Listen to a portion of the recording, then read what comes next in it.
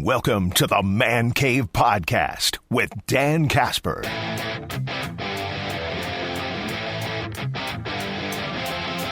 It's Victory Monday. I want some enthusiasm from you, Brewers fans. I know it's Monday. It's the start of another work week. All right, it's the dog days of summer right now. But if you can't get jacked up and you can't get pumped up with what we're seeing with this Brewers team right now, what the heck is wrong with you? I need some enthusiasm and I need some excitement here. I know it's almost football season with practice beginning. It ain't football season. All right, it's Brewer season right now with the way this team is playing. A series sweep again against the Dodgers. A perfect season sweep against the Dodgers. I mean, for crying out loud, if you nobody had that on their bingo card this year. And Brewers now 19 games above 500, 59-40 on the season, tied up with the Cubbies for first place in the Central. And for a hot minute yesterday, tied for the best record in all of Major League Baseball until the Tigers won their 60th game. So, where do we begin? I mean, where do we begin? We begin with stellar pitching. Priester. I mean, you go back to Friday night. I mean, Quinn Priester, first game, coming off the All-Star break here. Heading into the All-Star break, the Brewers had won 7 in a row, probably thinking, this team probably don't want to have a break. They want to keep riding this momentum. Found out that Sal Frelick's going to be on the injured list. Sounds like it's going to be a short-term thing.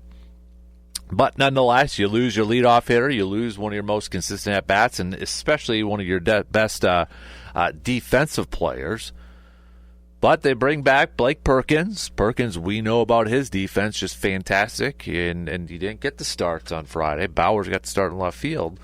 But it's just this comfort feeling, know that Blake Perkins is roaming the outfield. I don't know if anybody else has that same feeling, but it's just like a nice, warm feeling in your tummy that Blake Perkins is out there manning center field defensively.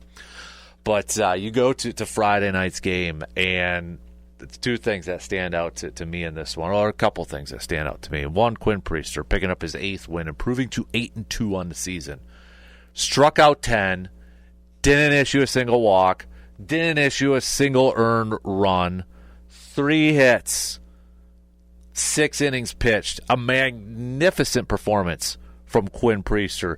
Even with like Nestor Cortez getting closer and closer to returning. How do you take Quinn Priester out of the starting rotation, for crying out loud, with the way he's been pitching so far this year? I mean, the dude was magnificent. And then the bullpen, magnificent as well. Uribe comes in, issues a walk, but that's it. Zeros across the board. Jared Kenning, zeros across the board. Trevor McGill, picking up the save, zeros across the board. And Caleb Durbin, he was responsible for 2 RBIs, and that's all the Brewers needed in this game was 2 runs to secure a 2-0 win. 9 total hits though for the Brewers in that game. The only players to not get a hit was Vaughn. Did get on base though with a walk, and Bowers. Everybody else at least collected a hit. So Brewers then are like, okay, they picked up that win. They secure a season series win. Brewers like, that ain't enough. We want more. So what do they do on Saturday? Freddie Peralta on the mound. Brewers jump out to a 4-0 lead in the third. You're thinking, oh yeah, here we go. Freddie Peralta's on the mound. We got a 4-0 lead. We're feeling good. But what do the Dodgers do? Never say die. They tie it up in the bottom of the third, 4 apiece, and you're just like, oh, yuck. They're going to come back and they're going to win this. No! Top of the 4th, Brewers are like, Get the lead back for Freddie Peralta, 5-4. We'll add another run in the 6th. Dodgers add one in the bottom of the 6th. Brewers like, no, we'll add another one in the 7th. Then we'll add another one in the 8th. Dodgers made it a little close with 2 in the bottom of the 8th there, but 13 total hits. Brewers able to hold on to an 8-7 victory to get Freddie Peralta his 12th win of the season, to improve to 12-4. Not the greatest of outings for Freddie Peralta, let's be real. 5 innings, 4 earned runs, all coming in that bottom of the third inning, striking out 4, issued 3 walks. But after that, bullpen, it was okay. Ashby gave up the 1 earned run. You had Katie give up a couple runs there to make it a little bit closer. But all-star Trevor McGill picking up his 23rd save, holding it down, locking it down, closing it out. That never say die attitude. This Brewers team, 13 hits in that game. It's like, all right, you got a series win again. Feeling good, like, okay. Brewers still not satisfied. Still not satisfied. So what do they do yesterday with Jose Quintana on the mound? Well, Quintana goes 6 innings, gives up 4 runs, but he picks up his 7th win of the season to improve to 7-3. And this is with the Dodgers jumping out to a 3-0 lead in the bottom of the third. And this is with a lineup. Yelich had the day off. Contreras isn't catching, but you're going to throw him at DH. Terang had the day off, so even with no Sal Frelick, you're taking out Terang, and Clayton Kershaw, lefty, was on the mound getting a start too. But, you had a lineup. Chirio batting leadoff, Contreras batting second, Vaughn third. Collins was batting cleanup, for crying out loud. And how many times have we kind of seen a lineup like this where it's like, yeah, that's that lineup where you don't say they're not trying to win, but you're giving some guys some rest, your best players some rest, and probably ain't looking to race. Didn't matter. Brewers tie it up in the top of the 4th after allowing 3 runs in the bottom of the 3rd. Then it's like, okay, Dodgers got a solo shot in the following inning, bottom of the 5th. It's like, okay, this, maybe kind of starting to go the Dodgers' way. 3 runs. Top of the 6th for the Brew Crew. 3 runs to take the lead. Then they get to the 9th. Uribe comes in to close it out because McGill got saves in the previous 2 games there. Dodgers able to get 1 across the board, but bases loaded. Lineup turns over to Mookie Betts. Nerve-wracking. This was a play that Joey Ortiz almost got the guy. Vaughn just missed the catch at first. The game could have ended. Should have ended at that point. Should have ended at that point. Ball just goes above, hits the top of his glove. Should have secured that. Then you get Mookie Betts with bases loaded. Crowd's pumped up. Chance for a walk-off victory, or at least tie it to force extras. But it's a line out to Blake Perkins in center field, and the Brewers escape with a 6-5 victory, sweeping the Dodgers. Again, how are you now? Hudson and I were watching. My wife was even getting involved in the game last night in the 9th inning, hooting and hollering too. We were pumped up. We were listening to a little bit on the radio outside as we were working on some stuff. Hudson and I went in to watch the final 9th inning and such. We were hooting and hollering. Hudson thought, on that one throw from Ortiz to Vaughn that he didn't secure it. He was so mad because they thought they tied it, but they were able to just hold it to one run in there. But it was like we were watching a football game again for how pumped up we were. And that's why I hope Brewers fans are feeling right now. I know it's a long season. We still got, 63 games to go or whatever. But you've got to be pumped up and excited for what we're seeing right now from this team. There's so much to point at, to like about this team. It's the pitching. You're getting gems from Quinn Priester. All right? Jacob Mizorowski gets all the attention. Or a lot of the attention. Freddie Peralta's having an all-star year. He's been fantastic. Jose Quintana has been doing things that he's done against the Brewers for years, and he's doing it for the Brewers this year. But you're getting awesome years from Quinn Priester, for crying out loud. You got Brandon Woodruff coming back, too. He's been looking sharp. You look at some of the bullpen and what they've been able to do. You want to say pitching has been the biggest surprise or the best thing or the thing you've noticed the most? You ain't wrong. You want to say it's been the offense lately? You ain't wrong either. And I know Joey Ortiz has been a lightning rod of a topic for Brewers fans. It wasn't that long ago. A month and a half, 2 months ago, whatever it was, we were saying Brewers need to find a new shortstop. They need better play from their shortstop. And right now, especially from this series, you look at the defense that Joey Ortiz has been able to provide and some improved offense. Can you take him out of there? I mean, you look at the runs it saved from Joey Ortiz's defensive play. It has been remarkable. It's just he looks like such a natural shortstop out there, for crying out loud. And the offense has been getting better. I was one too, saying no, you can't keep him in the lineup. He's becoming a detriment on the offensive side. But I'm seriously questioning now, can you afford to take him out of there? Because of what he gives you defensively. And just a little bit more better offensive play like we've been getting from him right now. I don't think you could take him out. I agree with the majority right now on our poll question. Do you trade for shortstop? I don't think you can right now. I know it's a recency thing. But, dude has been magnificent on the left side defensively. And then you look at Caleb Durbin, for crying out loud. Okay. I agree. I still think I would still love a power bat in the middle of the lineup. I still want that. The question is where do you put him? You can't take Caleb Durbin out. Caleb Durbin has been hitting awesome. Magnificent right now. 351 in his last 30 games. We can narrow it down to his last 7 and say he's a 409 and slugging 682, which is awesome. But you want a bigger sample size? He has been great offensively for the Crew. He has been fantastic. In the month of June, he finished 296. So far in July, he's hitting 342. You can't take Caleb Durbin out of the lineup. So then it's like, okay, if we need another power bat, where does it come? It might have to come from the outfield. It just might have to. And I hate to say that because Isaac Collins has played magnificent. I didn't know who Isaac Collins was at the beginning of the year. It's like, who? What? Oh, okay. Kind of an infielder, can play outfield. He's been awesome, though, too. You get Blake Perkins back. You got some depth there.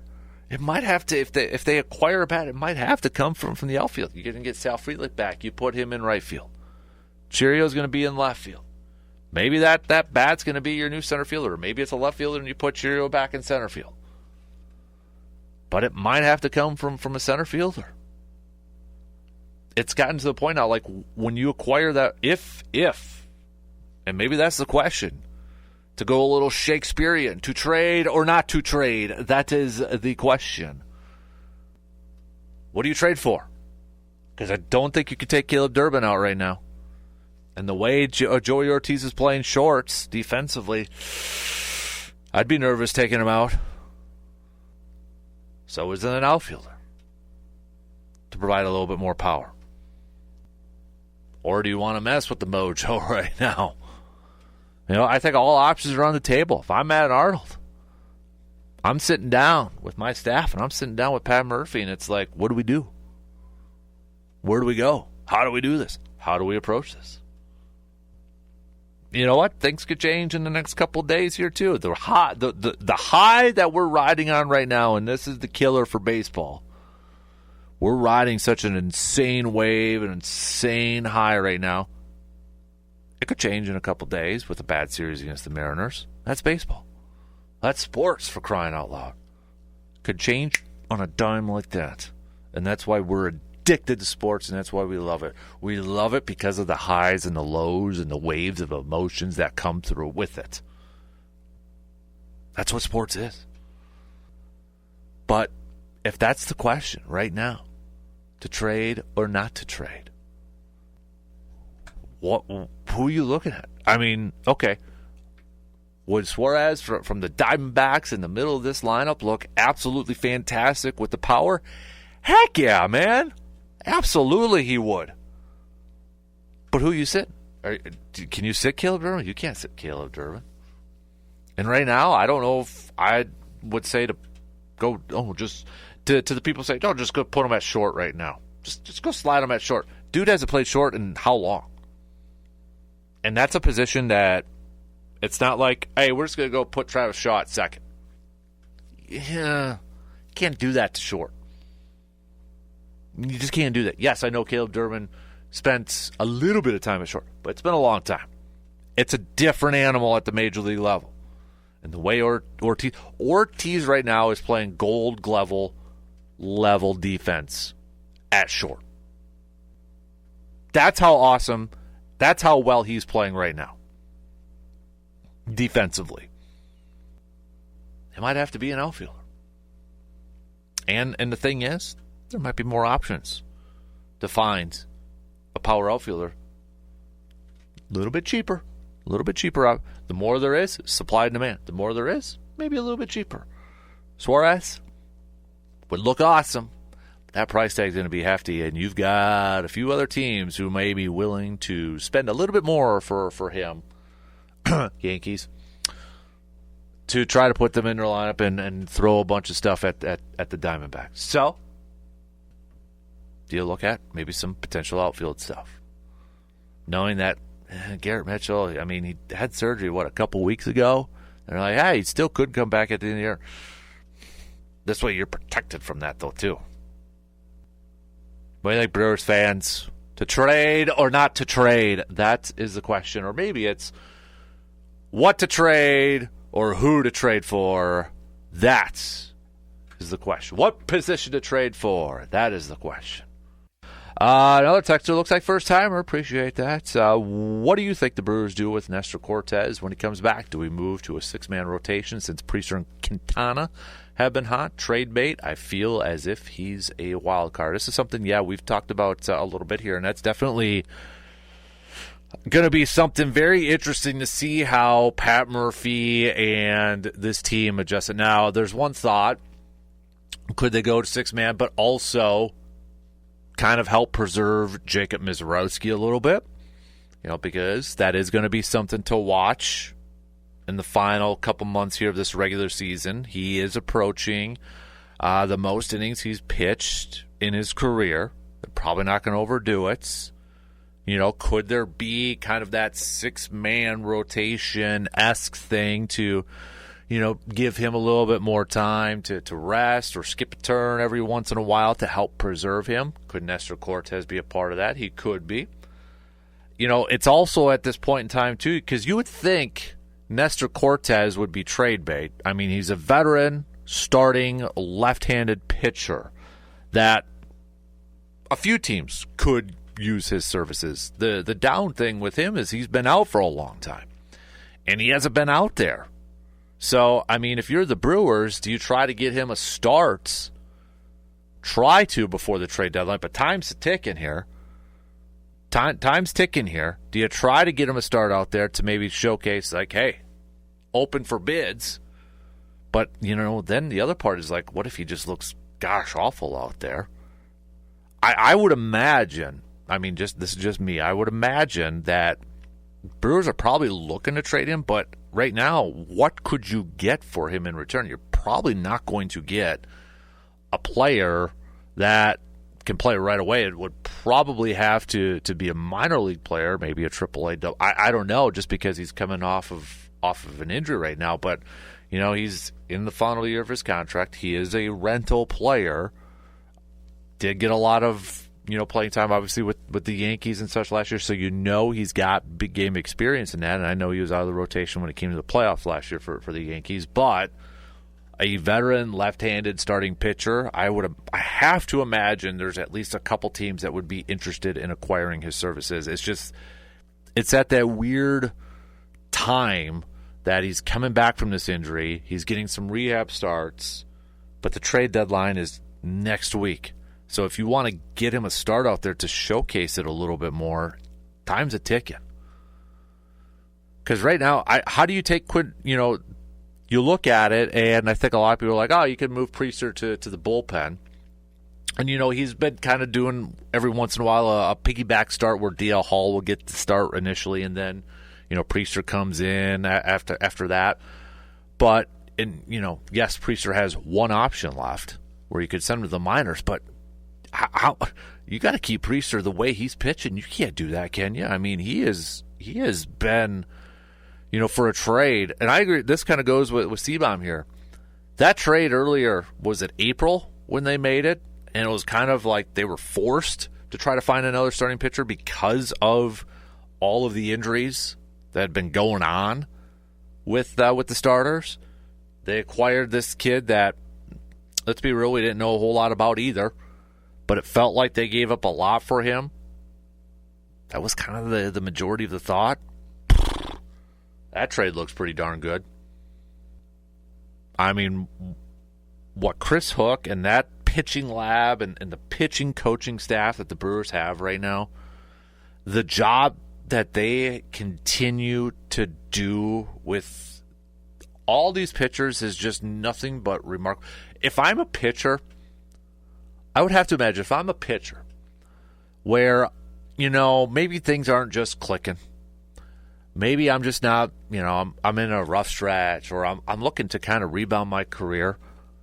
Why would I not look at, and this is kind of like a future offseason thing, why would I not look at the Brewers as like, what? The sample size of guys going there, of pitchers going there and just having some darn good success consistently, how is that not attractive? We talk about these free agents looking, regardless of the sport, we talk about these free agents like, okay, yeah, they're going to go there and try to, have a bounce back year and hit the free agent market and really cash it. If I'm a pitcher and I'm kind of at that, like, okay, a little bit of a down year, maybe I've been struggling the last couple of years. I know I got the talent, I've shown it before. Why would I not want to look at the Brewers and what they have done with pitchers over the years, especially with Chris Hook? How would that not be an attractive destination as a pitcher to go to and be like, I'll go there because that's where I'm going to have the best shot to maybe have a pretty darn good season as a pitcher. I mean, the proof has been in the flipping pudding for how long right now? But that to me is one of the more intriguing things. And I think we touched on it a little bit last week, is going back to the question, what do you do with Nestor Cortes? How do you go with this rotation? Right now, I think it's pretty obvious. Your top five is Peralta, is Woodruff, is Mizorowski, is Quintana, and it's Quinn Priester. That's the five I want in my rotation. But the question is out there, how do you manage Mizorowski going forward because the thing is like, yes, you want Mizorowski in your rotation. You want him to help you win some regular season games, but if you can get him in the postseason, I know you got to win your regular season games to get to the postseason. You worry about that once you get there. But you kind of want a little Mizorowski in the postseason too, right? And they're going to look at the long-term thing with Mizorowski. They're not going to overdo it with him, with that elbow, with that shoulder. And we know how hard he throws. They're not going to overdo it. They're going to have a long-term outlook on this thing. So, is Nestor Cortes a part of that too?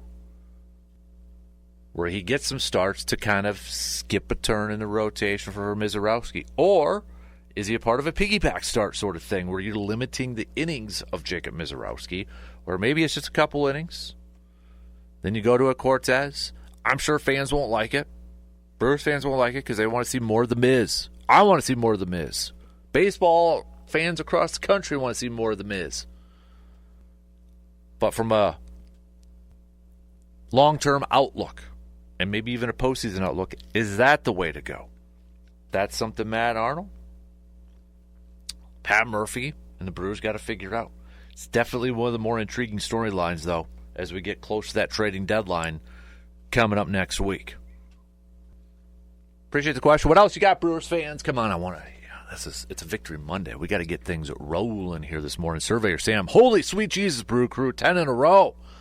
let's bleep and go. We now have a playoff race, and you have to know that every Cubby fan is looking over their shoulders, saying to themselves, not another Wisconsin team. We live rent-free in every Chicago sports fan's heads. Enjoy this run, people. Let's go. Better believe it, Surveyor. I've been texting a couple of Cubbies fans. Might bite me in the butt. I don't care right now. I'm riding high. I will say one Cubs fan, though, is not backing down. He's calling us Brewers. Using a comparison, it's like the little brother that does his first bicep curl, and is all excited, but it's not going to last. So I'm like, oh, those are fighting words right now. Let's go, baby. Let's go.